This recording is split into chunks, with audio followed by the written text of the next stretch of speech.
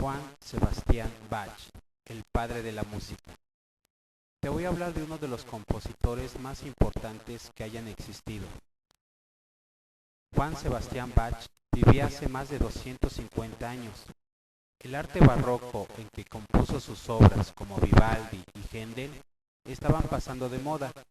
A la gente le gustaban las nuevas composiciones de otro estilo y aunque Bach llevó el arte barroco a su máximo esplendor, su música nunca se le consideraba anticuada. Cuando Juan Sebastián Bach murió, su música fue olvidada y tuvo que esperar muchos años para que se volviera a tocar. Bach descendía de una familia de músicos. Nació en una pequeña ciudad alemana, donde su padre era muy respetado y este murió cuando Bach tenía solamente 9 años y se fue a vivir con su hermano mayor, que era organista en una iglesia de un pueblo muy cercano. Su hermano tenía una colección de obras musicales y no se les dejaba ver al pequeño Juan Sebastián Bach, que deseaba estudiar todo lo relacionado a música. Guardaba esa colección en una caja metálica. Durante varios meses, el niño se dedicó a copiar esas composiciones de noche a la luz de la luna a través de la reja.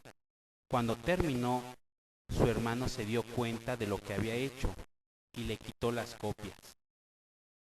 Este deseo por aprender música a lo mejor tuvo y el esfuerzo que hacía en las noches como luz a una vela contribuyó quizás a los problemas de vista que padeció Bach toda su vida y que acabaron en ceguera. A los 15 años, él entró al coro de una iglesia, lo cual le permitió ganar dinero y estudiar música. Aprendió ahí la composición y a tocar el órgano, principalmente el clavicordio y el violín. Su afán por instruirse era tan grande que para oír a un organista famoso tenía que recorrer varias veces a pie el camino a Hamburgo, ya que no tenía dinero para pagar la diligencia que era el autobús de esa época. Cuando cumplió los 19 años, lo contrataron como organista en una iglesia y 3 años después, considerando que ya ganaba dinero suficiente para formar una familia, se casó con una prima suya llamada María Bárbara. Más tarde, el duque de Bergman lo invitó a que fuera su organista de su campiña.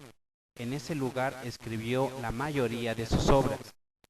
Los órganos de esa época eran tan distintos a los aparatos electrónicos que se venden actualmente. Algunos son verdaderamente obras de arte, tanto por su belleza exterior como en su sonido que producen tan adecuado para las enormes iglesias que se levantan en Europa. Su funcionamiento consiste en hacer pasar aire por tubos de metal de tamaños diferentes para producir sonidos agudos y graves. Esta es la manera más simple para describir uno de esos órganos, pero escucharlo en el gigantesco interior, resonando en las enormes bóvedas, puede ser una experiencia inolvidable. A pesar de la fama de Bach para el manejo del órgano era enorme, el duque de Weimar solo lo consideraba como uno de sus criados. Cuando le ofrecieron otro trabajo en la ciudad de Kent, el duque se negó a permitir que renunciara a su puesto. Bach protestó muy enojado y fue acusado de haber insultado a su patrón, por lo que fue encarcelado unos días antes de obtener la libertad para su nuevo empleo. En la corte de Kent, Bach escribió la música para grupos instrumentales, que era lo que más le gustaba al duque de ese lugar. A esa época le pertenecen los conciertos a la manera italiana que escribió para el violín. En la ciudad de Kent murió su esposa, a la que amaba profundamente. Para enseñar a sus hijos el arte del clavecín y las formas musicales, Juan Sebastián Bach escribe de pequeñas obras de ejercicios destinadas a la enseñanza. Cada una de ellas es una obra maestra. Estas piezas son conocidas con el título del El clave viento, emperado. Fueron hechas para tocar en clavecín, que es un instrumento anterior al piano. Tiempo después, Bach recibió un encargo muy curioso de un duque que sufría por no poder dormir. Llamaba a su clavecinista que lo hacía tocar todas las noches hasta que le daba sueño. Bach le escribió una obra maravillosa para tranquilizarlo y pudiera vencer su insomnio. La dedicó al clavecinista del duque y se le conocen como Variaciones Goldberg. No creo que oyendo una música tan hermosa el duque se haya quedado dormido. Juan Sebastián escribió ahí varias obras, por ejemplo, una serie de 6 piezas dedicadas a un noble de Brandeburgo. En estos conciertos se encuentra toda la variedad de formas y estilos de la música de la época. Cada una de sus páginas era una obra maestra. Tiempo después Bach tuvo que buscar una nueva esposa, ya que en su casa hacía tanta falta una madre para sus hijos, y eligió a una dulce mujer llamada Magdalena, que la comprendió y amó toda su vida. 6 años duró su empleo en Kendall. Bach sentía añoranza por la iglesia y los oficios religiosos que formaban parte de sus primeros trabajos, y pidió empleo en la iglesia de Santo Tomás en la ciudad de Leipzig, donde pasaría los 70 años de su vida. Su trabajo en la iglesia era abrumador.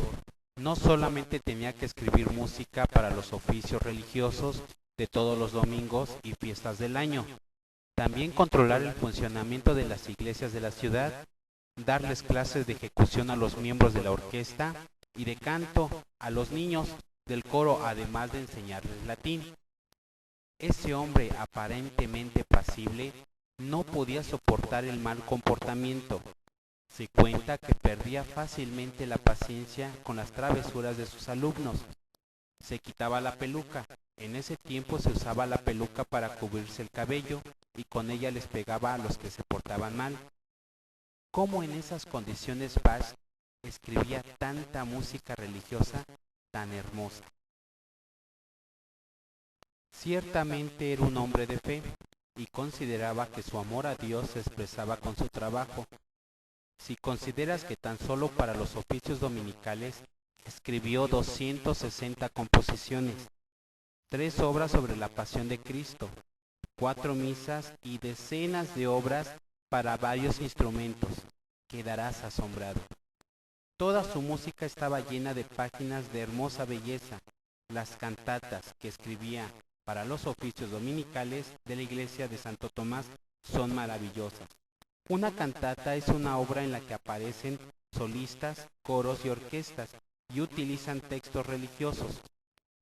Parecía un desperdicio que solamente se escuchara un domingo y luego nunca se volviera a escuchar la música que tocaba.